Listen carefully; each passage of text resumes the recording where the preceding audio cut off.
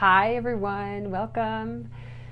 I'm Kristen Zuzak and I wanted to share, I spend so much time being positive, which is amazing and I love it. And it's just a way of being that I really practice in my life all the time as much as I possibly can. And I try to catch myself when I'm not.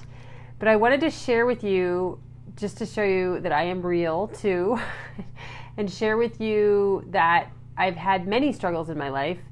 And really kind of the biggest one that I've struggled with probably the longest and the most, and that's been the hardest for me to overcome. I've made huge progress, but it's really taking me, I've been working on this for probably, 10, 15 years maybe. And I'm sure that I'm not alone. That's one reason why I want to share it too, is because I want people to know that we all have struggles and it's okay to have struggles, and we have a lot of the same struggles too. And my biggest lifelong struggle has been that I really have thought for most of my life that I'm inherently bad, and that I really kind of worked hard. In fact, I think I worked too hard to sort of prove to myself and the people around me that I'm not a bad person. I have a really hard work ethic. Way too extreme, actually, way too extreme work ethic that is really has so much to do around that. Okay, I'm going to show you, I'm going to earn the right to be a good person. And it's really significant because really, I learned at a very young age that if I wasn't perfect, if I burnt the toast, or if I cried too much, or if I had a need and I spoke that need, that I was therefore not a good person. If I spoke too loud or too much, or if I had big feelings, if I showed my sensitivity, then that made me a bad person. I don't know. Let me know in the comments if you relate to this at all, because it's really nice to know if this has been the experience of anybody else. And I think in the time period that I was raised, it was really common that there was the philosophy that we had to teach our children to be good people. We had to teach morals to our children. They didn't have an inherent understanding of morality or good versus bad. And so it was the parents, it was their duty, their responsibility to teach children to be good people, good human beings. And I have a very different philosophy from that children are actually inherently good. And we need to help them maintain that goodness and to work on the things that cover their goodness. Hi, Angela. Hi, Fiona. And so anyway, just that's a little bit of a diversion, but so my journey of feeling like a bad person my whole entire life really started in early childhood. And just because I was punished for anything that wasn't perfect, and I wasn't alone, right? I wasn't alone in that. And so it's just the way, hi Liz, it's the way things were done then. And it's the way things are still done a lot nowadays. It's one reason why I became a parenting consultant, because that was part of my healing journey, was to teach other parents that children are inherently good and that we don't have to punish them into goodness, which doesn't make any sense anyway. But for the most part, hi Cooperage, for the most part, that's what so many parents do. We think we have to punish children into goodness, and that is not what we have to do. So some of the things, I wanted to share some of the things that have changed my journey significantly. So first of all was to really study neuroscience and parenting and to understand the implications of punishment on children over long periods of time, and to understand the need they have for nurturing, and understand the lack of nurturing that I had and what that's done for me and how I can shift that for myself. That was huge, because then it helped me to understand that I am not inherently bad, right? I just am not. And that was something I learned along the way. That was something that was imprinted on me by people who just didn't know any better. I don't blame anybody for that, but they just didn't know any better that this is what was being handed to me. So again, if I wore the wrong clothes, or if I jumped in a puddle, things that kids do at the wrong time, or if I screamed too loud. These are things that I could get punished for that gave me the message that I was a bad person. And really, it wasn't until the first time I started to recognize that I'm not bad was studying Buddhism. And wow is right. So, and in Buddhism, Tibetan Buddhism anyway, that there's and one of the core ideas is basic goodness, that we are born with basic goodness. This is the first time I had ever heard that.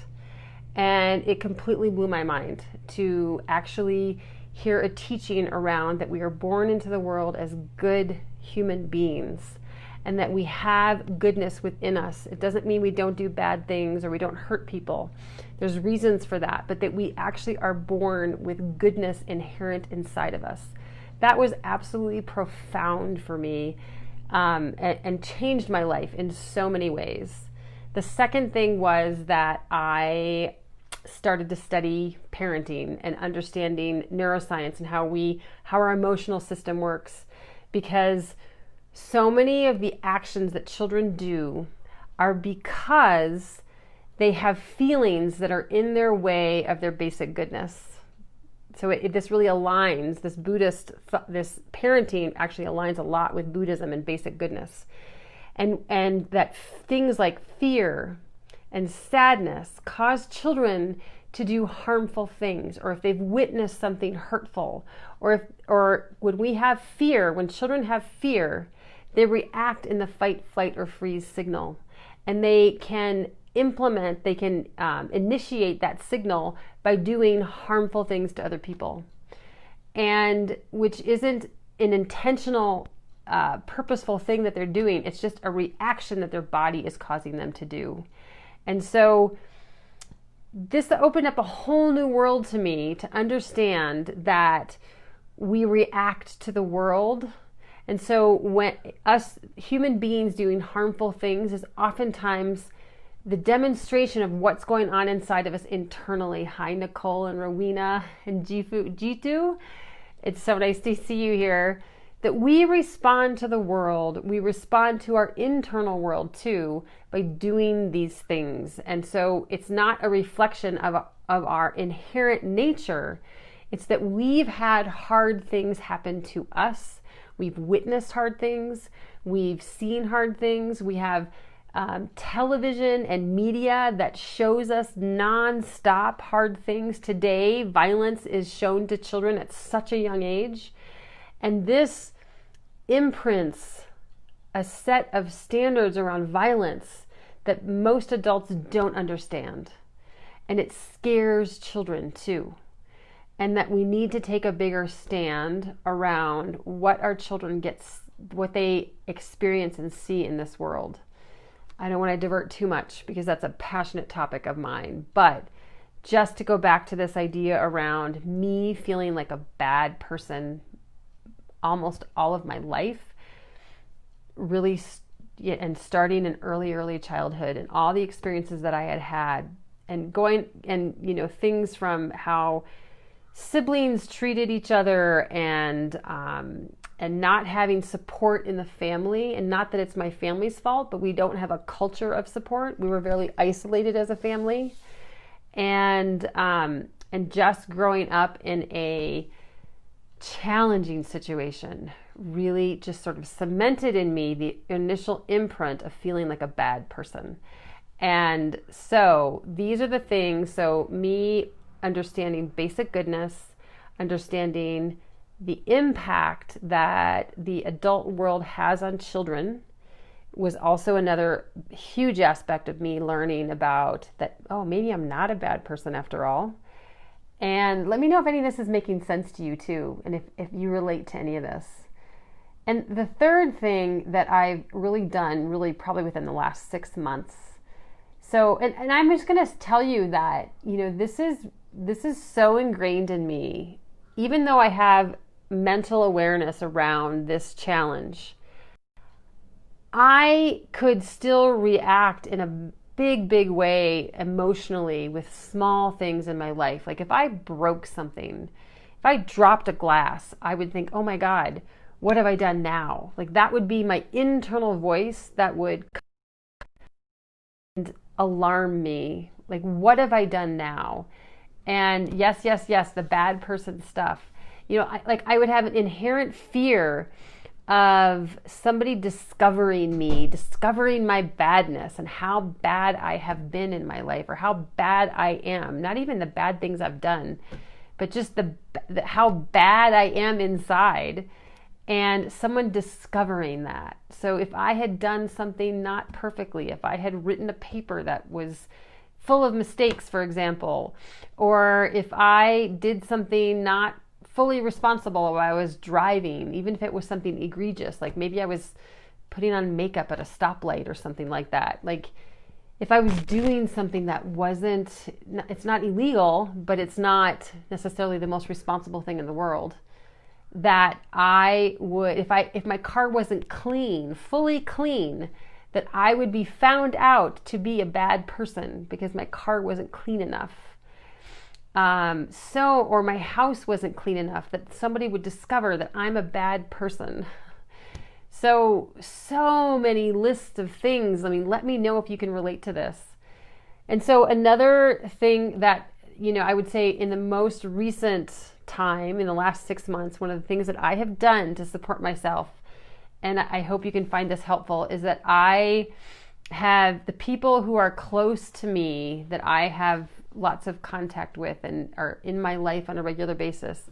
I told them that this is something that I deeply, deeply struggle with. And it's so vulnerable to say this because someone could use this against me, right? Like in my marriage, I'm single now, but when I was married, like that, calling me a bad person could really literally crumple me.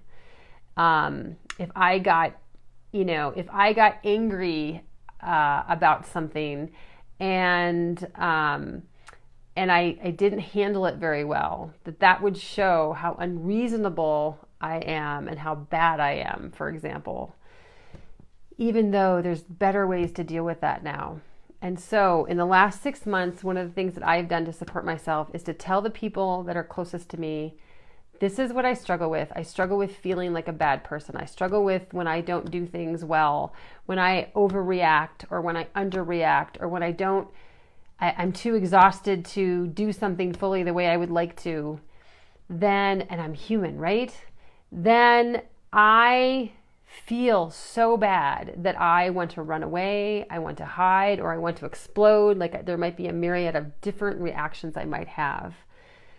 So hard to do this. And so I told people that really care about me and love me, and I've had the most incredible response from them. I get constant reminders that I'm a good person. I get patience when I'm not responding the way I would like to respond. If I overreact to something, or if one of them, if a really close friend of mine wants to tell me that, hey, there's a better way to do that, that instinctually I used to think, oh my God, that makes me a bad person. If there's a better way to do something and I feel so stupid that I can't really, it used to be that I couldn't get over that. I'm going to give you an example. This is so funny, but a friend of mine showed me, she wanted to turn the air conditioner on, and I always had it on the front vents and the top vent, the air conditioner, but it was really weak.